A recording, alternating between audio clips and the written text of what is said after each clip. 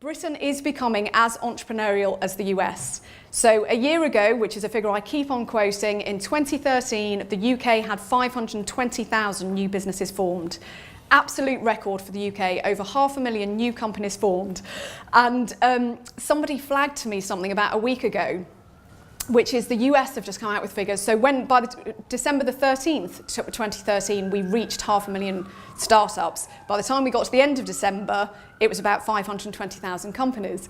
So somebody pointed out a stat to me, which is apparently in 2012, there were about 514,000 new companies in the US. So I tweeted a guy called Scott Case, who used to run Startup America, saying, oh my goodness, does this mean we've become more entrepreneurial than the US? Got absolutely no response. For those who are starting, as you've heard, you're in good company because lots of people are doing it, record numbers of people are doing it. 3 tips for getting started for those who are literally working a day job and considering it.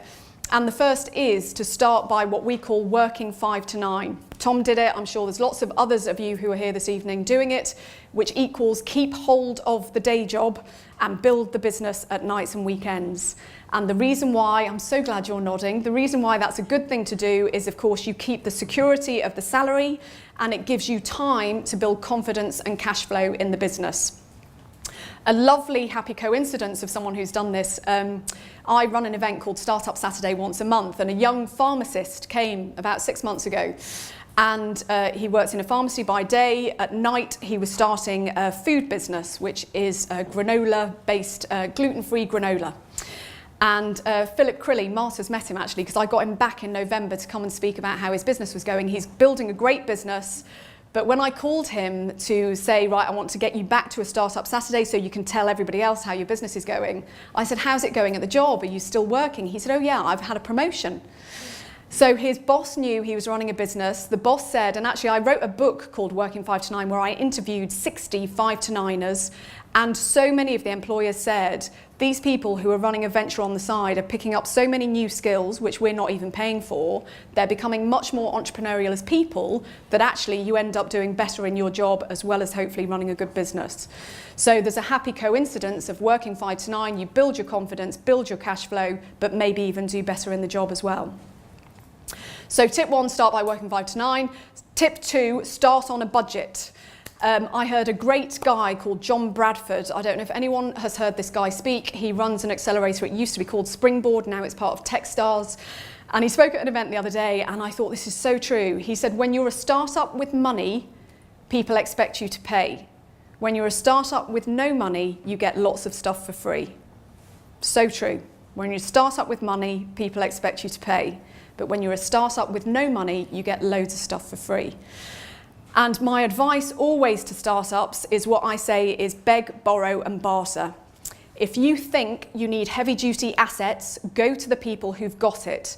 There's an incredible new facility at Somerset House at the moment called Makerversity, which for anyone in the audience who is doing fashion or wants to do prototype 3D printing, and you just think, oh my goodness, I can't start a business because I literally can't afford that kind of kit.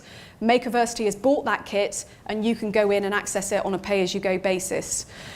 Go to big businesses, which I'll talk about in a minute, actually, the role of big businesses, who have got assets in terms of space, people, intellectual property. If there's anything you need, go to who's got it, because startups, as you probably know, are very sexy at the moment, so big brands want to be associated with you. They will give you the assets that you need. So start by working 5 to 9, start on a budget. And the third thing, as your startup starts, but this is kind of as it grows, is find your niche.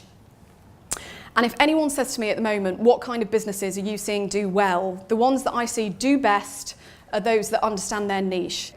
And the beauty of having a niche business is it keeps your marketing costs low because you know exactly who your customers are, where they are, how to find them. It hopefully also keeps your customer loyalty high because customers will keep on coming back to you because you're the only place that they can get what they're after. So whatever your business is, even if not at the start, try and niche it in. This kind of goes back to you saying research, data. Look at who your customers are, what they want. If you can start with a niche, even better. You know where your customers are, you know where they're shopping, you know what they like about where they're shopping and what they don't like. You know who their influencers are, the blogs they're going on to, which means you don't have to pay huge marketing costs to do everything everywhere. You just need to be where your customers are. Marketing costs low, customer loyalty high. So as you're starting, start by working 5 to 9, start on a budget, find your niche.